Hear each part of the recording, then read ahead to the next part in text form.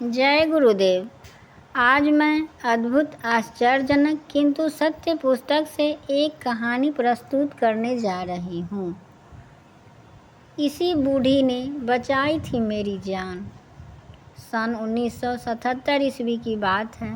गायत्री शक्तिपीठ बरसाड़ की एक विशेष गोष्ठी में गायत्री महामंत्र की असीम शक्तियों का परिचर्या हो रही थी। धीरे धीरे परिचर्या का विषय इस युग के अन्यतम गायत्री साधक पंडित श्री राम शर्मा आचार्य जी के अलौकिक क्षमताओं की ओर मुड़ने लगा।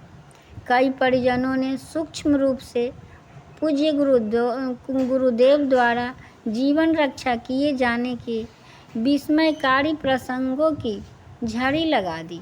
इन चर्चाओं ने सभी इस नतीजे पर पहुँचे कि ऐसे अद्भुत कार्यों का संपादन या तो ईश्वर कर सकते हैं या ईश्वर के अवतार।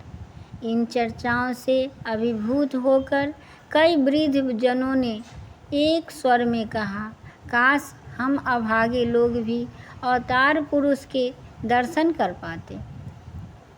वृद्ध परिजनों की मार्मिक पीड़ा देखकर कुछ युवकों ने इन्हें हरिद्वार ले जाने का बीड़ा उठाया।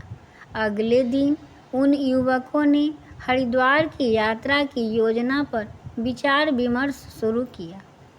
गुरु दर्शन के लिए जाने की ललक से भरे ग्रामीणों की संख्या बढ़ती ही जा रही थी। 600 से अधिक लोगों की सूची तैयार हो चुकी थी। इतनी बड़ी संख्या को देखकर आयोजक युवकों ने एक पूरी ट्रेन बुक कराने का निर्णय लिया। बरसाड़ स्टेशन से स्पेशल ट्रेन से यात्रा शुरू हुई। रेलगाड़ी की सभी डिब्बों का वातावरण गायत्रीमय हो गया।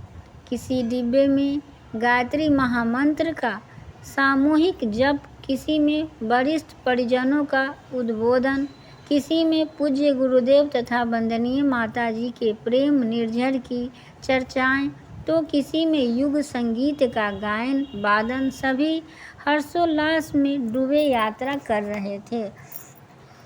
दूसरे दिन रात के 10 बजे ट्रेन दिल्ली पहुंची।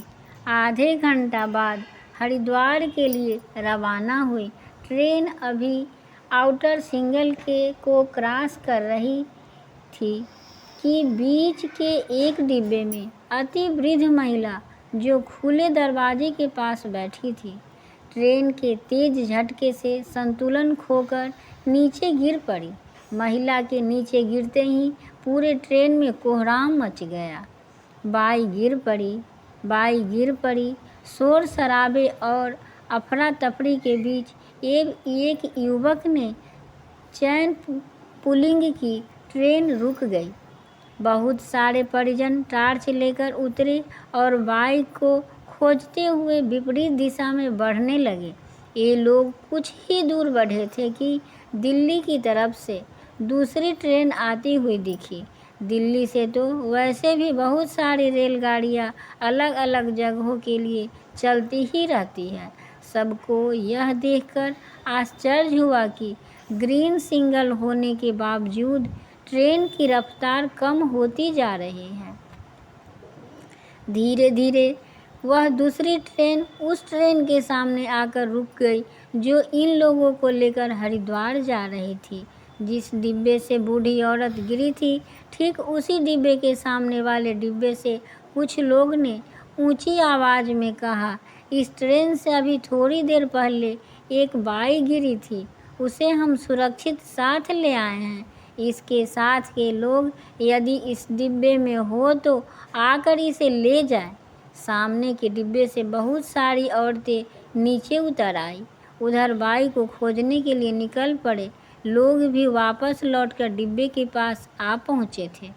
सभी ने जोर से कहा, हाँ हाँ, हम लोग ने इसी बाई की खोज करने के लिए ट्रेन रुकवाई थी और दिल्ली की ओर जाने लगे थे।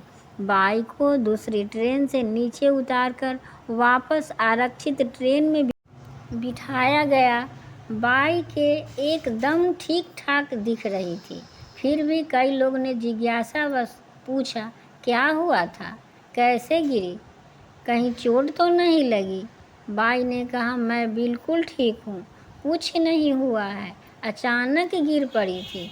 एक बूढ़े ने मुझे गिरने से पहले ही अपने हाथों में उठा लिया और ले जाकर आराम से उस ट्रेन में बैठा दिया।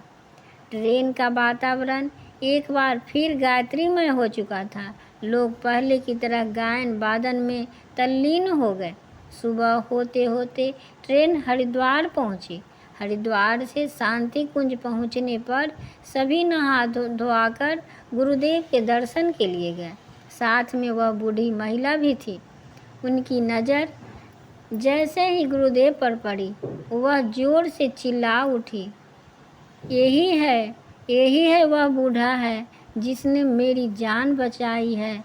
जब मैं ट्रेन से नीचे गिरी थी तो इसी ने मुझे अपने हाथों में संभाल कर दूसरी ट्रेन में बिठाया और फिर तुरंत गायब हो गया। पूज्य गुरुदेव के दर्शन को आए हुए सभी लोग महिला की कहानी सुनकर विस्मय विमुग्ध हो गए। गुरु सत्ता की उस असीम अनुकंपा से सभी की आंखें भर आई। जय गुरुदेव।